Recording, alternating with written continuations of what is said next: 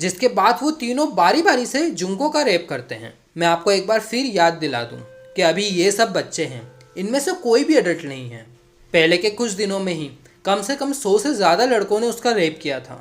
और ना सिर्फ लड़के, वहाँ पर लड़कियाँ भी आती थी। उन लोगों ने उसके पैर पर लाइटर फ्लूइड डालकर उसे बुरी तरीके से जला दिया था। अब वो जुंको को रेप के लिए यूज़ नहीं करते थे, वो बस उसे टॉर्चर करते थे। उसके हाथों पर डंबल्स बार बार गिराकर उसके हाथों की हड्डियां तोड़ दी थी, नाखून उखाड़ दिए थे, जिसकी वजह से वह किसी भी चीज़ को अपने आप उठा नहीं सकती थी। बड़ी मुश्किल से वो पुलिस वाले को कॉल करती है। पुलिस वाला फ़ोन उठा लेता है, पर सिगरेट्स, लाइटर और काफ़ी सारी चीज़ें उसके जेनिटल्स में फोर्सफुली डालने की कोशिश की गई थी। ऑब्जेक्ट्स ही नहीं, इवन पटाखे भी उसके प्राइवेट पार्ट में डाले गए थे।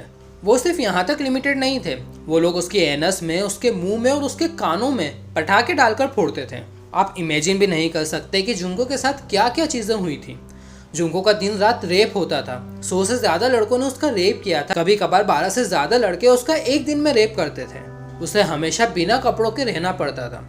सिगरेट, लाइटर जैसी बहुत सी डिफरेंट चीज़ें उसकी बॉडी में ज़बरदस्ती अंदर डालने की कोशिश की गई थी, जैसे कि बॉटल्स या फिर टूटे हुए कांच के बॉटल्स। कभी कभार तो उसे कॉकरोच खाने के लिए फोर्स किया जाता था, और पेशाब पीने के लिए भी। एक बार एक गर्म बल्ब उसके वजाइना के अंदर डालकर उसे तब तक घुमाया गया जब तक वो अंदर से टूट नहीं गया। इस पुलिस इन चारों लोगों को पकड़ नहीं सकती थी। क्यों? छोटे छोटे कांच के टुकड़े उसके एनस में मिले थे। वो प्रेग्नेंट भी हो चुकी थी। उसका फेस इतना खराब हो चुका था कि उसके फिंगरप्रिंट का यूज करके उसकी पहचान करनी पड़ी थी।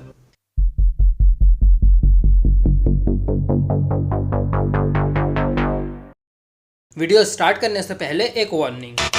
मैंने इस वीडियो को बनाने के लिए बहुत सारे आर्टिकल पढ़े हैं, और इस वीडियो की रिसर्च के टाइम मेरे अंदर दो ही इमोशन रहते थे। या तो मेरी आंखों में आंसू रहते थे, या फिर दिमाग में गुस्सा। तो अगर तुम डिस्टर्बिंग चीज़ें सुन और देख नहीं पाते हो तो तुम ये वीडियो ना ही देखो तो ही बेहतर है। अगर बात करें जुंको फुरुता की, तो उसकी फैमिली के अंदर उसकी मम्मी पापा के अलावा एक बड़ा भाई और एक छोटा भाई था। अपनी ग्रेजुएशन पूरी करने के लिए जुंको एक प्लास्टिक मोल्डिंग फैक्ट्री में पार्ट टाइम नौकरी भी करती थी, जहाँ पर वो स्कूल के बाद जाती थी। जुंको एक बहुत ही समझदार लड़की थी। उसके स्कूल में अच्छे मार्क्स आते थे एंड वो डेली स्कूल अटेंड करती थी। इसकी वजह से जुंको स्कूल में काफ़ी ज़्यादा पॉपुलर थी। जुंको कभी स्मोक नहीं करती थी, ना ही ड्रिंक करती थी। साथ ही में वो काफ़ी ज़्यादा अट्रैक्टिव थी, जिसकी वजह से बहुत सारे लोग जुंको से जलते थे। और उन्हीं में से एक नाम था हिरोशी। हिरोशी दरअसल आगे जाकर जुंको को पसंद करने लगता है। वो बस जुंको के साथ फिजिकल होना चाहता है। ये बात वो जब जुंको को बताता है तो जुंको उसे मुंह पे मना कर देती है। जिसके बाद एक बहुत ही ट्रेजिक इवेंट होता है। नवंबर 25, 1988 जुंको अपने पार्ट टाइम जॉब से निकलकर अपने घर की तरफ जा रही थी। उसी बीच एक लड़का वहां पर आकर उसे उसकी बाइक से गिरा देता है। पर कोइंसिडेंटली, या यूं कहें कि बाय प्लेन, वहीं पर हिरोशी भी था। हिरोशी जब ये सब देखता है तो वो भागकर वहां पर आता है और उस लड़के को मारकर वहां से भगा देता है। इसके बाद वो जुंको से प्रॉमिस करता है कि वह उसे घर तक छोड़ देगा। इसके बाद जुंको को थोड़ा बहुत हिरोशी पर भरोसा होने लगता है, और ये जुंको की सबसे बड़ी गलती थी, क्योंकि ये सब हिरोशी ने ही प्लान किया था। हिरोशी कोई नॉर्मल लड़का नहीं था, वो पूरी स्कूल का सबसे बड़ा बुली था। वो उस टाइम की सबसे बड़ी गैंग याकुजा के मेंबर्स के साथ दोस्ती में था। इसी वजह से पूरी स्कूल हिरोशी से डरती थी, इवन टीचर्स भी। आज तक किसी ने भी उसे मुंह पर किसी चीज़ के लिए मना नहीं किया था, सिवाय जुंको के, जिसकी वजह से वो अपने गैंग मेंबर्स के साथ मिलकर एक प्लान बनाता है जुंको से बदला लेने का। प्लान ये था कि उन्हीं में से एक बंदा जुंको पर अटैक करेगा। इसके बाद में हिरोशी जुंको को बचाएगा। उसकी वजह से जुंको उस पर ट्रस्ट करने लगेगी, फिर वो उसे जहाँ चाहे वहाँ ले जा सकता है। अनफॉर्चुनेटली उसके प्लान के अकॉर्डिंग ही सब होता है। इसके बाद वो जुंको को घर ले जाने के बजाय जबरदस्ती एक बंद फैक्ट्री में ले जाता है, जहाँ पर हिरोशी बार बार लगातार जुंको का रेप करता है। तो ये चीज़ यहाँ पर नहीं रुकती है। पूरी तरीके से सेटिस्फाई होने के बाद हिरोशी जुंको को एक होटल रूम ले जाता है, जहाँ पर वो अपने कुछ फ्रेंड्स को कॉल करता है, जो है ओगुरा और याशुशी वतानाबे। जिसके बाद वो तीनों बारी बारी से जुंको का रेप करते हैं। मैं आपको एक बार फिर याद दिला दूँ कि अभी ये सब बच्चे हैं, इनमें से कोई भी अडल्ट नहीं है। ये बच्चे पहली बार रेप नहीं कर रहे थे, ये उनका फर्स्ट टाइम नहीं था। कुछ हफ्तों पहले उन लड़कों ने सेम चीज़ एक और लड़की के साथ की थी। अगली सुबह हिरोशी जुंको को एक पार्क में ले जाता है, जहाँ पर इस ग्रुप के अंदर एक चौथा लड़का इन्वॉल्व होता है। जो था नोबुहारो मिनाटो। उसके बाद ये चारों लड़के जुंको को मिनाटो के पेरेंट्स के घर ले जाते हैं। यही वो जगह है जहाँ पर चारों लड़के अपनी सारी हदें पार करके हैवानियत दिखाएंगे। वो लोग ऐसी इनह्यूमन चीज़ें जुंको के साथ करेंगे जो आपके लिए इमेजिन करना काफ़ी ज़्यादा मुश्किल है। तो जुंको के किडनैप होने के 3 दिन बाद जुंको के पेरेंट्स पुलिस वालों के साथ बातचीत कर रहे थे। वो लगातार उसे ढूंढने की कोशिश कर रहे थे और इसी चीज़ को रोकने के लिए ये चारों लड़के जुंको को फोर्स करते हैं कि वो अपने पेरेंट्स को कॉल करके ये बोले कि वो किसी दोस्त के साथ बाहर चली गई है और उसके साथ सेफ रह रही है, ताकि उसके पेरेंट्स इन्वेस्टिगेट करना बंद करें। और मिनाटो के घर पर मिनाटो के पेरेंट्स के सामने वो लोग जुंको को उसकी गर्लफ्रेंड दिखा रहे थे ताकि वो लोग यहाँ पर उसे रख सकें। लेकिन मिनाटो के पेरेंट्स समझ गए थे कि ये बात कुछ और है। जुंको को मिनाटो के घर ले जाने के बाद वो 4 बच्चे जुंको को किसी खिलौने की तरह ट्रीट कर रहे थे। वो लोग ये सब चीज़ें प्राइवेटली नहीं कर रहे थे, उन लोगों को इस चीज़ पर गर्व था। वो लोग अपने दोस्तों के पास जाकर इस चीज़ की चोट दिखाते थे कि उनके पास एक लड़की है जिसे वो एक खिलौने की तरह इस्तेमाल करते हैं, जिसका वो लोग रोज़ रेप करते हैं। वो लड़के अपने दोस्तों को इनवाइट भी करते थे। पहले के कुछ दिनों में ही कम से कम 100 से ज़्यादा लड़कों ने उसका रेप किया था। और ना सिर्फ लड़के, वहाँ पर लड़कियाँ भी आती थी वो सब चीज़ें देखने के लिए। वो लोग जुंको को 24 घंटे बिना कपड़ों के रखते थे।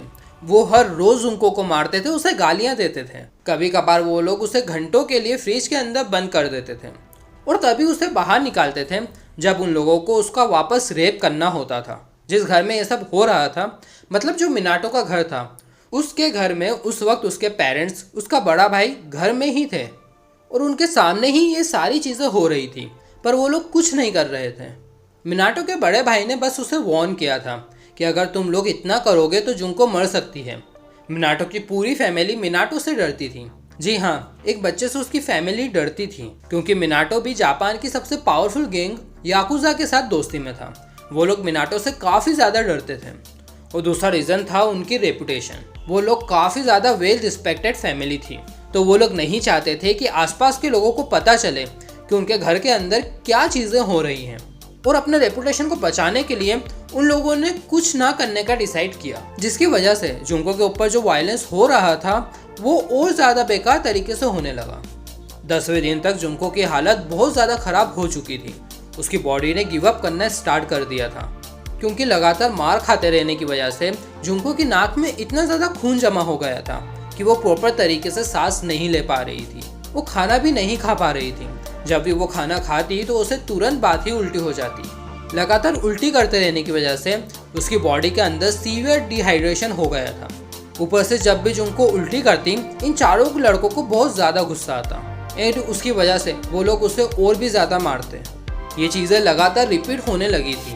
कभी कभार तो जुंको को बाहर ठंड में बालकनी में सुला दिया जाता था, पूरी रात बिना किसी ब्लैंकेट के।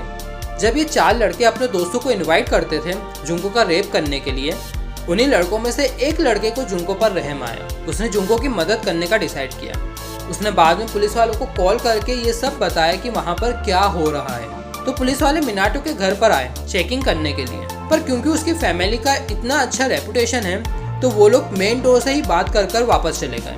उन्होंने घर के अंदर आकर चेक करने का सोचा ही नहीं, क्योंकि उन्हें लग रहा था कि फैमिली इतनी ज़्यादा वेल रिस्पेक्टेड है तो किसी ने मजाक किया होगा। इस इंसिडेंट के लगभग 10 दिन बाद जुंको की हालत टोटली ख़राब हो चुकी थी।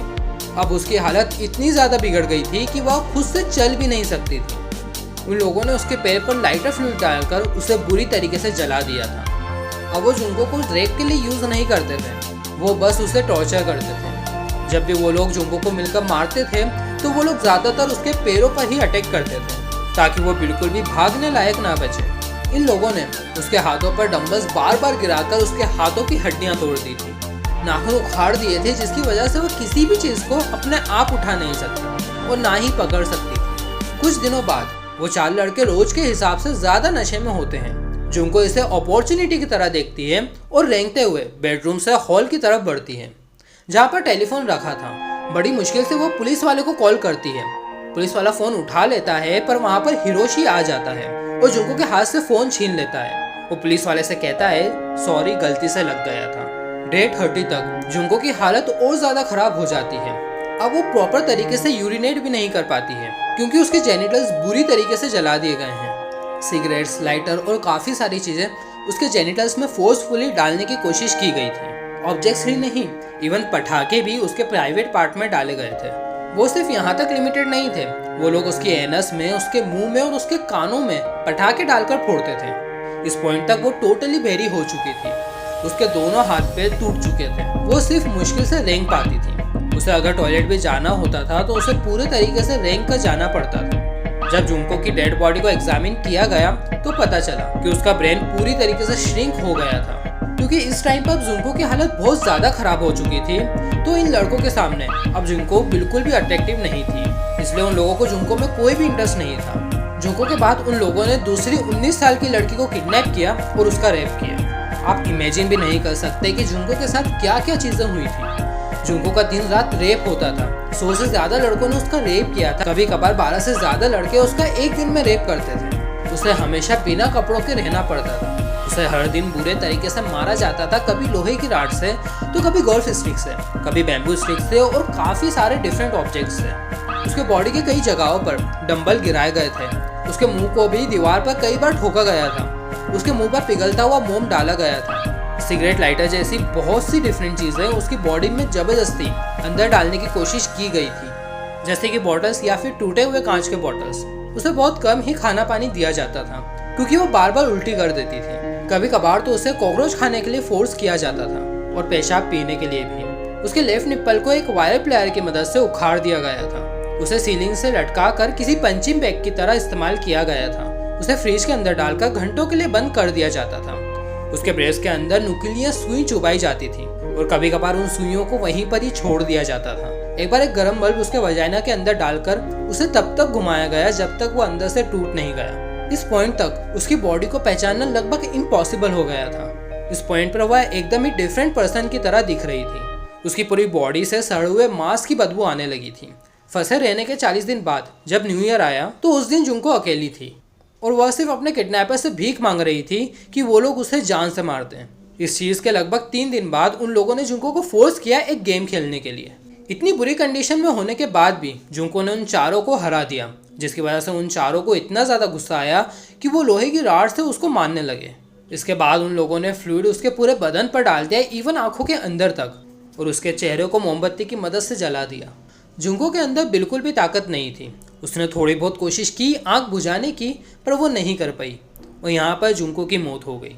जिसके बाद मिनाटो के बड़े भाई ने उसे कॉल करके बताया कि जुंको मर चुकी है। इसकी वजह से वो लड़के काफ़ी ज़्यादा डरने लग गए कि उन्हें कहीं डेथ सेंटेंस ना मिल जाए। लेकिन इस पॉइंट पर उनके दिमाग में एक प्लान आया। उन्होंने एक बड़े से ऑयल बेरर के अंदर काफ़ी सारा सीमेंट डालकर जुंको की डेड बॉडी उसके अंदर डाल दी एंड उसे बाद में एक जगह पर फेंक दिया। लेकिन उन लोगों ने एक चीज़ मिस कर दी। जुंको के जो बाल थे वो थोड़े बहुत बाहर निकल रहे थे।